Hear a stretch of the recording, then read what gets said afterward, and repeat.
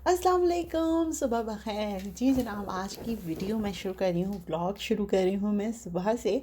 और इतना खूबसूरत मंज़र था फ़जर की नमाज़ के बाद कि मेरा बेसाख्ता दिल किया कि मैं इसको रिकॉर्ड कर लूँ। एक तरफ से सूरज निकला था, एक तरफ रात का सा समा था। आपको मैं दिखाने की कोशिश कर रही हूँ।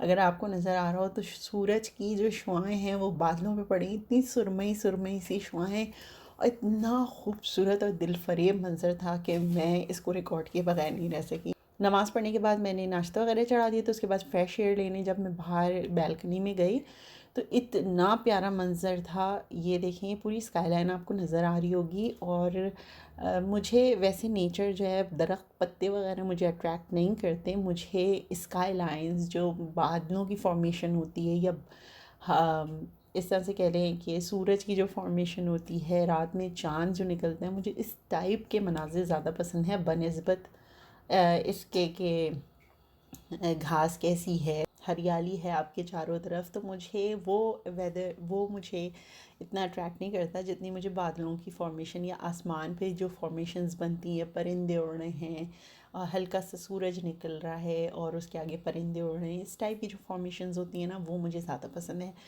जी जनाब, तो आज मैं आपको दिखा रही हूँ अम्मी की बर्थडे थी। तो सबसे छोटा जो मेरा भाई है वजी, उसने कहा कि अम्मी की बर्थडे सेलिब्रेट करते हैं। और बस एक दिन पहले प्रोग्राम बना और हम सब ने कहा श्योर, क्यों नहीं, व्हाई नॉट। पहले बस हम अम्मी को बर्थडे विश कर देते, लेकिन इस दफ़ा जो है वो हमारे छोटे भाई ने कहा कि नहीं, सब लोग आएंगे और हम अम्मी से केक कटवाएंगे। सो हम लोग जो है अब अम्मी की तरफ जाने के लिए निकल चुके हैं।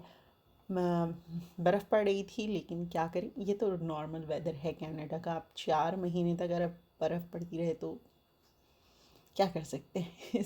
इसी में हमने गुजारा करना है। बहरहाल मैं और बच्चे जा रहे थे, हस्बैंड नहीं थे साथ में। हस्बैंड को कुछ काम था, उनकी पहले से कुछ अपॉइंटमेंट्स वगैरह थी।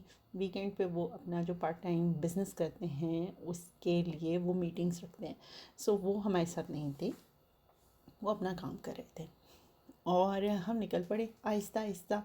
और तकरीबन 40 मिनट, ऐसे वेदर में तो 40 से 50 मिनट लग ही जाते हैं अम्मी के घर पहुँचते पहुँचते। वरना यूजुअली 20 मिनट में, 22 मिनट में पहुँच जाते हैं हम लोग, अगर हाईवे वगैरह से जाएं। बहरहाल आप ये भी देखें साथ साथ, इतना ऐसा वेदर है और आप लोग को अगर घर बैठ के ठंडक लग रही है तो उसके लिए मैं माज़रत चाहती हूँ। लेकिन अगर आपके पास हीटर है तो हीटर ऑन कर लें, और नहीं है तो फिर आप एक दो कंबल ओढ़ लीजिए और मूंगफली खाइए। मुझे बहुत याद आती है ऐसे मौसम में पाकिस्तान के चिलगोज़े खाना, और गरम गरम मूंगफली ठेले से बाय करके और फिर वो खाना। अब मुझे नहीं पता, क्योंकि क्योंकि मुझे काफ़ी अर्सा हो गया क्या पाकिस्तान गए हुए। होपफुली मैं जल्दी जा सकूं, और फिर वहाँ देखेंगे कि क्या चीज़ें चेंज हुई हैं। असमा तो अभी आई है रिसेंटली, सबसे रिसेंट जो आई है वो असमा आई है। तो वो कहती है अब ये बहुत चेंज हो गया, आप जाएंगी ना आपको लगेगा नहीं कि आप पाकिस्तान में हैं। तो बहरहाल अम्मी की तरफ चलते हैं और उसके बाद वहाँ पे आपसे बातचीत करेंगे, क्योंकि आज मैं नहीं चाह रही कोई लेक्चर वेक्चर दूँ आप लोगों को। तो बस या किस चीज़ के हवाले से बात करूँ, कोई ख़ास नहीं आज मैं बात करना चाहती। जस्ट मैं चाहती हूँ आप लोग ये वेदर इन्जॉय करें। बहुत सारे लोग कंप्लेंट्स करते हैं, अब अगर जैसे बहुत गर्मी है और लाइट नहीं है और वगैरह वगैरह, बहुत सारी चीज़ होती है। हर जगह रहने के प्रोज़ भी होते हैं, कॉन्स भी होते हैं। अब कनाडा में हम रहते हैं तो यहाँ पर इस तरह का वेदर है, और इसी तरह के वेदर में लोग काम करने भी जाते हैं।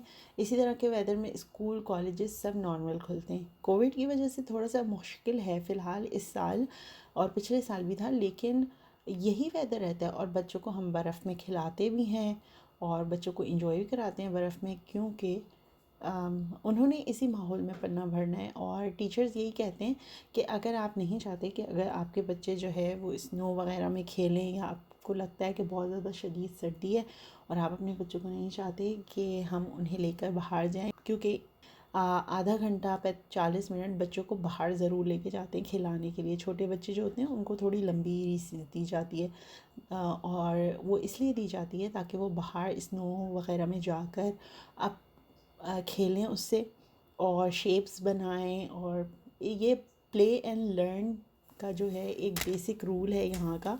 तो जो जेके और एसके के बच्चे हैं वो फॉर श्योर जो है वो इतनी लंबी रिसेस के लिए चाहते हैं, लेकिन जैसे जैसे बड़ी क्लासेस हो जाती हैं रिसेस टाइम जो है बाहर का वो थोड़ा थोड़ा कम होता जाता है। लेकिन यहाँ का एक उसूल ये है कि आप इसको बंद नहीं रखें बच्चों को, उनको फ्रेश एयर में लेकर जाएं, उनको खेलने का मौका दें, उनको फ्रेश एयर में सांस लेने का मौका दें, और जो उनके इर्द गिर्द चीज़ें हैं उससे वो क्या सीखते हैं, वो उससे क्या क्रिएटिविटी कर सकते हैं, वो सारी चीज़ें सीखने के लिए उन्हें बाहर ले जाया जाता है और ये पढ़ाई का एक हिस्सा है यहाँ पर। अब हम पहुँच गए हैं अम्मी के घर। अम्मी के घर तो मैं पहले पहुँच चुकी थी, लेकिन फिर जब सामान वगैरह आया और हमने टेबल वगैरह लगाना शुरू की तो फिर तब से मैं आपको दिखा रही हूँ कि क्या हो रहा है।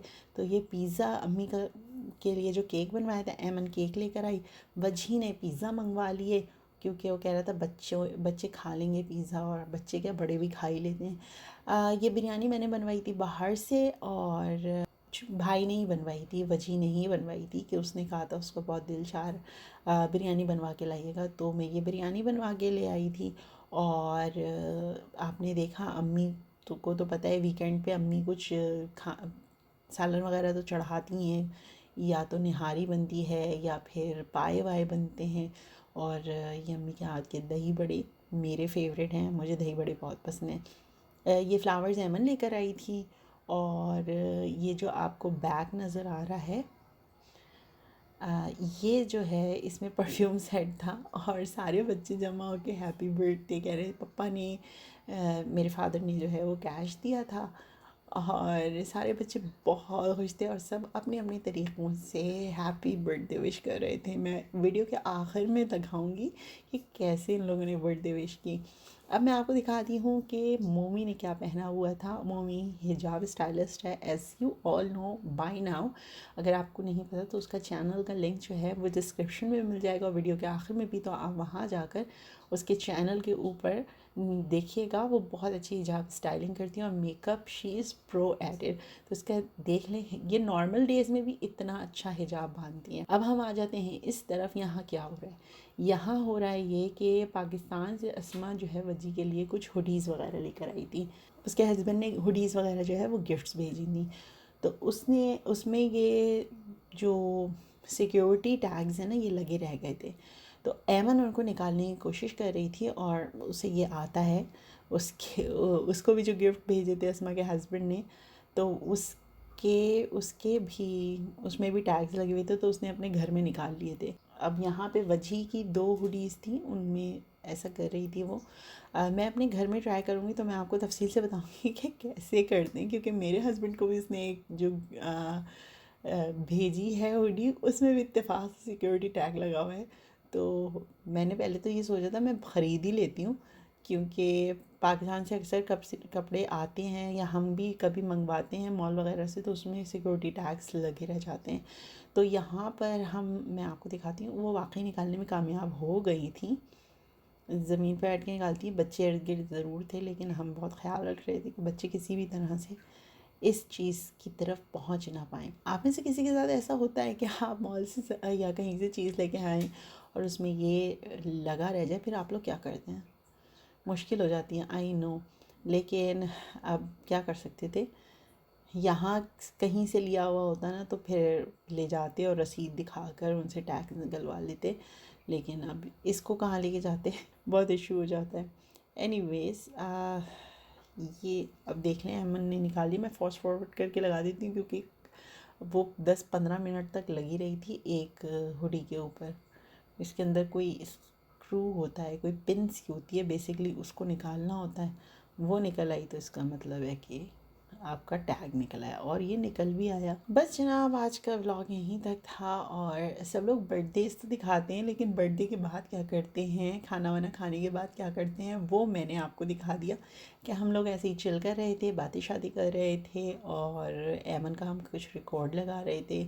और हम उससे ये कह रहे थे अब ऐसे ही करा करेंगे, हम दुकानों से उठा के सामान ले आया करेंगे और तो उनके टैग्स निकाल दिया करना, तो हर सूट के बदले हम तुम्हें $2 दे दिया करेंगे। तो बस आज का नन्हा मुन्ना सा यही व्लॉग था। सब ने बहुत इन्जॉय किया, सब ने बहुत मज़ा किया।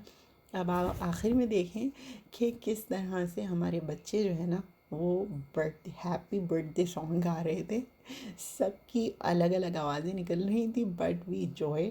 और खुदा का शुक्र है, बहुत अच्छा बर्थडे गिफ्ट रहा। हाँ, वजी ने मेरे को सोने की अंगूठी दी थी, तो उसने पता नहीं शायद ये पहले से प्लान करके रखा था या क्या था, लेकिन उसने बहुत खूबसूरत सी अंगूठी दी थी।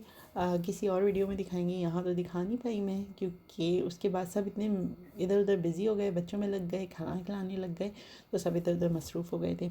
आज की वीडियो के लिए इतना ही। अपना बहुत सारा ख्याल रखिएगा और हम सबको अपनी दुआ में याद रखिएगा। हम सब आपके लिए दुआ करते हैं कि खुदा करे आप जहाँ रहें शादो आबाद रहें। अल्लाह ने के बाद अब जोर से पढ़ो। पढ़ो।